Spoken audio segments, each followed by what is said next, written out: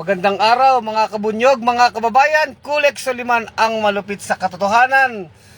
Dito sa Bunyog Pagkakaisa public page, napapanood tayo. Sa Bunyog Pagkakaisa YouTube channel at sa Ensurecto page. Ayan. Alam nyo, ang topic natin ngayon mga kababayan, mukhang mayroon uling magne-neck brace. Ayan. Mukhang magne-neck brace uli itong si dating Pangulong Gloria Macapagal Arroyo. Alam nyo, pumutok tong balita na to, kapuputok lang po na balita, kinasuhan po si Aling Gloria, si Ate Glo, dito tungkol po itong kaso na ito sa paggamit po ng Malampaya Fund. At ang halaga po na involved dito, ay nako, kumapit muna kayo sa inyong mga upuan, mga kabunyog, mga kababayan. Ang halaga po na involved dito, kung kayo nagkakape, baka mapasok kayo, matapon yung kape ninyo, 38 billion pesos. Anak naman ng 7 kabayo talaga. Di ba? 38 billion po, hindi milyon bilyones, 38 billion na pondo ng bayan mula sa Malampaya Fund ang ikinaso kay Gloria tungkol po sa sinasabi na maling paggamit ng pondo. Hindi basta-basta pondo ito, no? 38 billion po. Alam nyo, advisor ito ni Sara Duterte walang H na maraming C. Alam nyo, siguro yan din ang ina-advise ni Gloria kay Sara Duterte. Sumabit na naman itong si Gloria. Alam nyo, meron na rin tong mga kaso ng madami nang naging kaso yan si Gloria sa PCSO. Naalala natin yung helicopter deal nila nung panahon niya na siya ay presidente. Marami nang sabit ito at ngayon nga kinasuhan ito, 38 billion. Ano bang ugat ng kaso na ito? So meron pong consumer group, Electricity Consumer Group po ang nagkaso sa kanya. Sinasabi ng itong consumer group, yung 38 billion po na pondo mula sa Malampaya Fund. Yung Malampaya po, yan po yung ating natural gas na natural gas na planta diyan sa Palawan at Batangas, I think sa West Philippines din. Ayan po, yung pondo galing diyan, 38 billion ay ginamit daw ni Gloria sa maling paraan during nung kanyang administrasyon. 38 billion. Ang sinasabi po, malainday din ang kwento. Mala confidential din ang kwento nito mga kabunyog, mga kababayan. Ba't nasabi nating malainday ang kwento nito? Sapagkat yung pondo pala ng Malampaya ay sinasabi ng batas na dapat iyan may mga specific lang na pwedeng paggamitan. Yung pondo ng Malampaya ay dapat lang gamitin sa pag-develop at pag-explore at paggamit para sa mga programa na pag-develop ng ating mga natural resources. Diyan kagaya ng yung natural gas natin, ganon. Pero ginamit po yan 38 billion na yan ay ibinato o tinransfer po sa iba't ibang ahensya ng gobyerno. So, ang sinasabi nitong consumer group, bawal yun. Bawal yun, nagtatransfer po ng pondo na hindi naman nakalaan ang pondo para doon. Kasi dyan din talaga pinag-uugatan ng korupsyon no? Ang ano po natin dito, ang batas ay batas.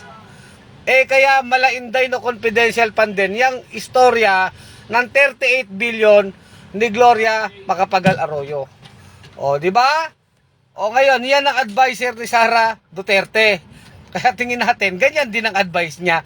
Ngayon, kahit matagal na siya na naging presidente siya mula 2001 hanggang 2010. Ito, nakalkal po itong kaso na ito at hindi ito biro. 38 billion po ito. Doble po ito, mahigit sa doble ng iskandalo sa PhilHealth. Mahigit doble ng iskandalo sa PhilHealth. Kasi yung PhilHealth, 15 billion lang yun. Matindi si Gloria, no? Akala natin kaliit-liit na tao. Kalaki-laki na mga kwarta po na involved ito. No? Kaya napakatindi. Hindi tayo tinitigilan basta pangangamkam sa pera ng bayan. Pero malamang itong 38 billion na to, marami na itong naibulsa na ito kasi matagal na panahon na ito no? Pero salamat pa rin dito sa consumer group, ito'y binubulgar na. Talagang pare-pareho sila mga magnanakaw dyan, mga tambalos-los dyan. Matagal na panahon na ito, pero ang malaga dito, nabubulgar ito. At nakikita natin, itong mga magkakatropa na ito, mga tropang trapo ng mga magnanakaw na ito, yan sila Gloria, sila Sara Duterte, yan ang mga magkakakampi, sama mo na sila Marcos, mga unit thieves, ayan po. Kahit matagal na itong kaso na ito, matagal na itong pera na ito ng Malampaya, pera yan ng taong bayan At hindi biro yung pera, 38 billion. Halimbawa sa 38 billion, ilang eskwelahan na po yan. Ilang ospital na yan, ilang gamot na yan, ilang puhunan na yan para sa vendor. Ang dami nang pwedeng paggamitan yan. Tulong sa tao, puhunan, sa 38 billion, napakarami nang pwedeng matulungan mga Pilipino. Pero nakikita natin ngayon, nagamit sa maling paraan, yan ang kinaso sa kanya ng mga consumer group. At ito ay base po, again, hindi ito fake news. Ito ay base dun sa findings ng COA, ng Commission on Audit. So, mga dyan mga pulangaw, mga dutards, sasabihin na naman ninyo, fake news. Basahin nyo na lang sa balita, sa Inquirer, sa ABS-CBN, andyan na lahat yan. Isi-search nyo na lang.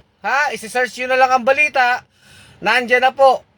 Recorded na po yan. May public document na sinasabi, ginamit sa maling paraan itong 38 billion transfer of funds. Bawal nga ang transfer At specifically, sinasabi po na ang pondo ng Malampaya dapat ginagamit sa pag-develop ng ating mga natural gas exploration o pag-develop ng mga natural resources natin. Di ba?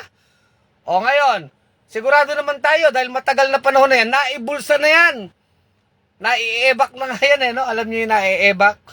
Mga kinain na yan ng mga matatakaw. Pinagati-hatian na yan ng mga buhaya at yan ay naiebak na, nagamit na yan. Baka na ipampagawa na ng mansyon yan, naibili na yan ng luxury car, ng mga mamamahaling kotse, alahas, na naging bank account na yan. Malamang ganyan yan, 38 billion yan, maraming nakinabang dyan. Yang mga lintik ng mga buhaya na yan, na walang katakot-takot, na magnakaw, mga magnanakaw talaga kayo, mga buhaya kayo. Kaya yan, ano bang masasabi mo dyan kay Gloria Arroyo? Saksakan ng kapal ng muka. Nung panahon po na kinasuhan yan, nung panahon ni Pinoy, nagpaawa-awa yan. Nag-neck brace siya. May sakit siya, naka-wheelchair. Mukhang matandang-matanda na ang dating Nung may kaso, kaya nagpa-hospital arrest po yan sa Veterans Memorial Hospital. Masarap ang buhay niya doon. Dapat yan, kinukulong sa selda. Naghihimas ng malamig na bakal. Kasi pagka mga karaniwang Pilipino, pagka mahirap, diretso selda yun. Selda. Kung non-bailable ang kaso mo, walang piyansa, magtiyaga ka sa selda. Maghimas ka ng malamig na bakal, di ba? Dapat fair lang sana ang batas. Pero si Gloria, nagsakit-sakitan, style Enrile din, di ba? Ganyan din ginawa ni Enrile. Ayun, nabigyan ng hospital arrest, doon siya sa hospital. Hanggang sa naayos-ayos na yung kaso niya, nakalaya siya. Nung malakas pa pala sa kalabaw, tumakbong congressman sa Pampanga, nanalo. Yan, naging house speaker pa yan. At malakas pa pala ang boses niya na sumisigaw. Sa kongreso noon. Wala na siyang neck brace noon. Balik kapangyarihan na. Diba, sinulot niya pa yung pagiging speaker dito kay Alvarez na tao ni Duterte. Ngayon naman, malapit yan kay Sara. Anong ibig natin sabihin dito?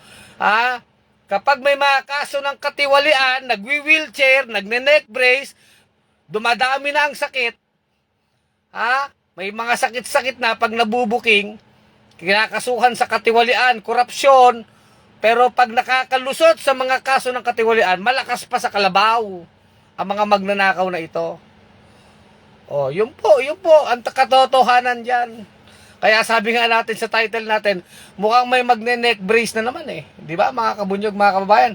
Sabi ni Susan Ramos Bonjok, salamat, hindi ko na nabasa. O, Gloria Canseco, ang buhaya.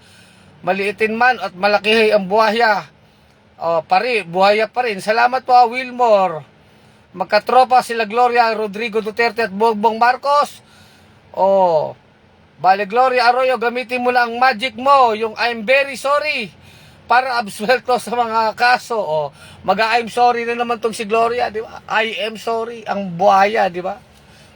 Ewan ko ba, bakit ito'y gayto ang lipunang Pilipino natin eh.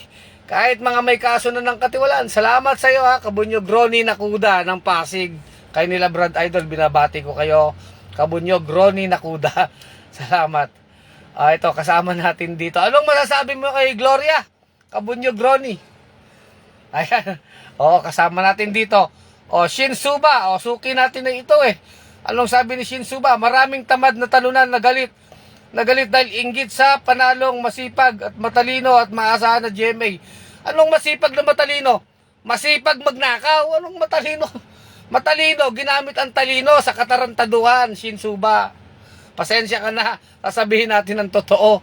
Ha? Anong masipag? Masipag magnakaw. 9 years yan sa kapangyarihan.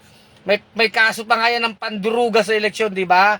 Yung kay Fernando Po Jr., yung Hello Garci. Panduruga sa eleksyon yan eh. Pasensya na kayo, nagsasabi lang tayo ng totoo dito. At yan, sila Sara Duterte, advisor niya si Gloria Arroyo. Sila yan. Balik kapangyarihan sila dyan. Di ba?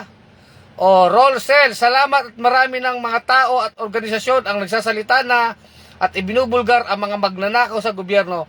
Patunay na galit na at hindi nakakaya pang maging tahimik sa pagmamalabis ng mga nasa kapangyarihan.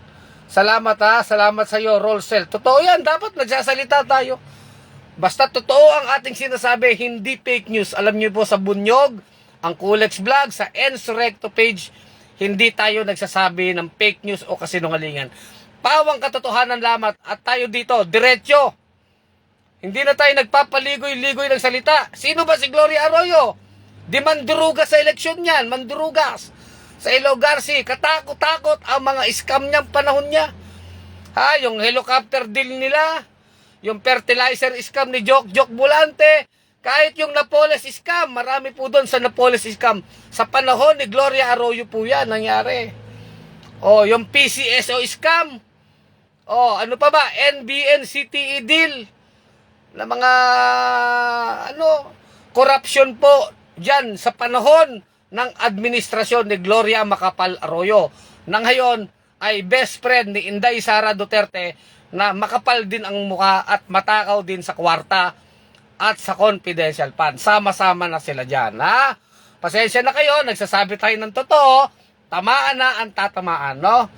So hanggang dito na lang ang ating vlog. Tignan natin kung magne-neck brace uli yan si Gloria. Gusto natin lumitaw ang katotohanan. 38 billion pesos na naman po ang involved dito na kwarta.